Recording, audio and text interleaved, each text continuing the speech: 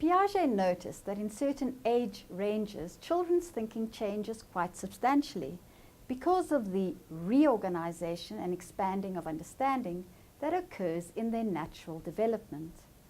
Piaget believed that the structure of a child's schema undergoes systematic change at particular points of development.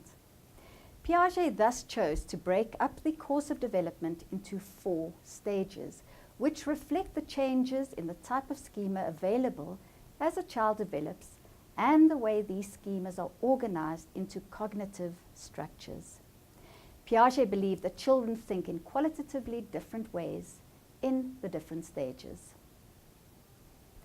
According to Piaget, the rate at which an individual progresses through these stages is variable, but the sequence of the stages is the same for all children.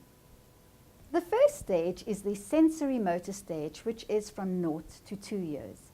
From the name of the stage, it is possible to work out that this stage in a child's development involves 2 important processes: the development of the 5 senses, sight, hearing, touch, taste and smell, and motor development, learning to sit, crawl, walk, and run.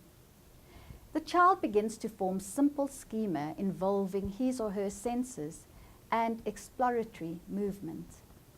You will have seen babies exploring the world by touching objects, smelling them, and trying to put them into their mouths.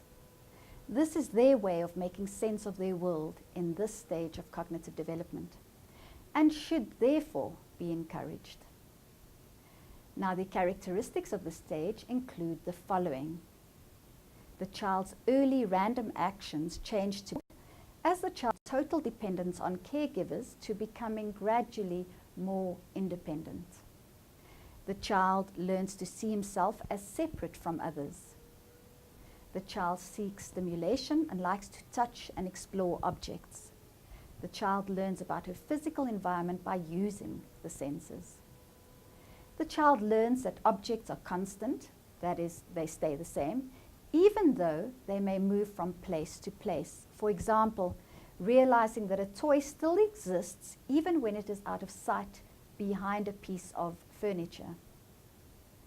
The infant's world is described as consisting only of his own actions, and with the infant only seeing objects as part of his motor schema. Have you ever played the game Peekaboo or Oopie with babies or toddlers of different ages, where you cover your face with your hands or a cloth and ask the baby where you are? What have you noticed in the way children of different ages participate in this game? All over the world, in all sorts of different cultures, adults play games with young children like Peekaboo. Round about 3 to 5 months of age, babies get excited when the adult reappears. Round about 5 to 8 months, babies start to smile when the adult asks, "Where's mommy?" as if they are looking forward to the moment the mother reappears. By about 1 year, the child might even initiate the game. This game illustrates children's understanding of object permanence. Psychologists now believe that Piaget may have underestimated children's grasp of object permanence. Babies as young as 3.5 months may have object knowledge. The second stage is the preoperational stage, 2 to 7 years. The development of language is the crucial change that leads to development during this stage. Children start talking from about the age of 2 years onwards, although they probably start using words earlier than this. The child's experience and exposure to others is crucial to this development. The child's construction of knowledge about the world is assisted by the development of symbols, including gestures, words, drawings, and signs. The child's world becomes more stable as the child realizes that things are more permanent. The child starts to deal with objects and events using a memory that becomes rapidly more complex. The child is still egocentric. A child in this stage of development still believes that everyone else sees things in exactly the same way that he or she does. The child is unable to see another person's point of view or to see the physical world from a different perspective. The child tends to focus or center on one aspect of a problem and ignore the others. This leads to an inability to conserve volume, mass, or number. If the shape of something is changed, the child thinks that everything else about it must have changed too. The child can start to group objects based on one feature, like things that are yellow or metal. She learns to see similarities and differences. The child gradually begins to be able to work with ordering things in sequence from smallest to biggest, and begins to work with the idea of number. The pre-operational child has not yet developed the ability to conserve volume, mass, or number. The following examples will help to show what this means.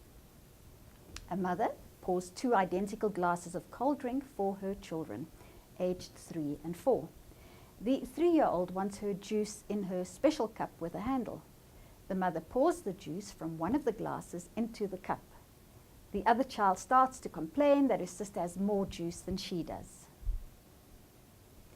A teacher gives a group of children equal-sized balls of play dough to play with. Tabo rolls his ball of dough into a long snake. His friend starts to complain that Tabo has more dough than he has. A father divides a packet of sweets for children at a party. Each child will get 10 sweets. He arranges each child's sweets in a row. Some of the rows have the sweets close together, and in other rows, the sweets are further apart. When the children have to choose their row of sweets, the rows where the sweets are far apart are chosen first.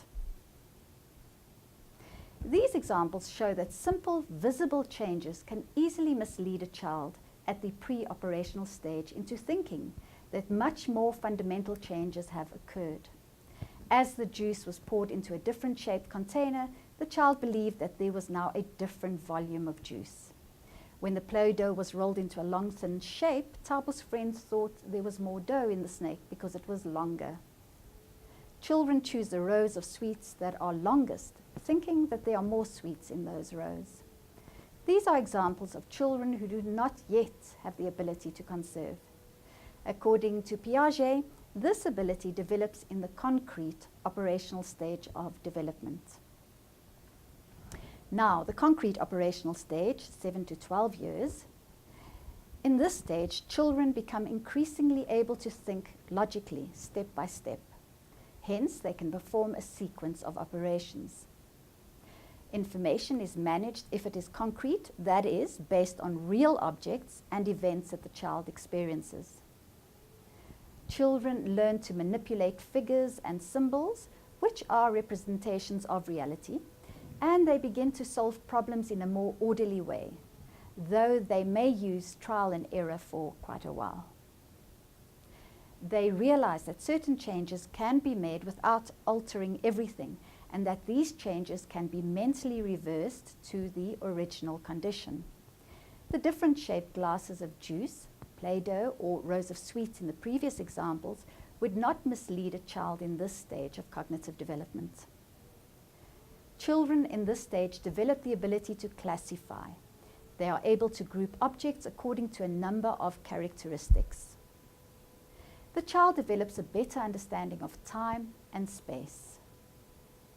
The child has now developed a more logical way of thinking, but this is still limited compared with adult thinking. The final stage is the formal operational stage, which is 13 years.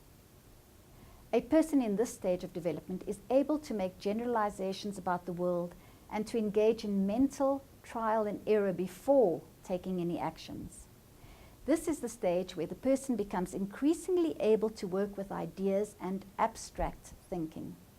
The focus shifts from what is to what may be, where situations do not have to be actually experienced for them to be imagined. In the concrete operational stage, the child always starts with experience, while formal operations thinking begins with possibilities and then checks these against reality. Clearly, many of life's problems and many of the tasks demanded in further and higher education cannot be carried out when a learner's thinking is limited to concrete operations. It is important that the formal operations do not replace the already developed concrete operations, but become available in addition to them. It is important that the person moves into this state gradually, and it may only be in the late teenage years that a person is fully able to think in this way.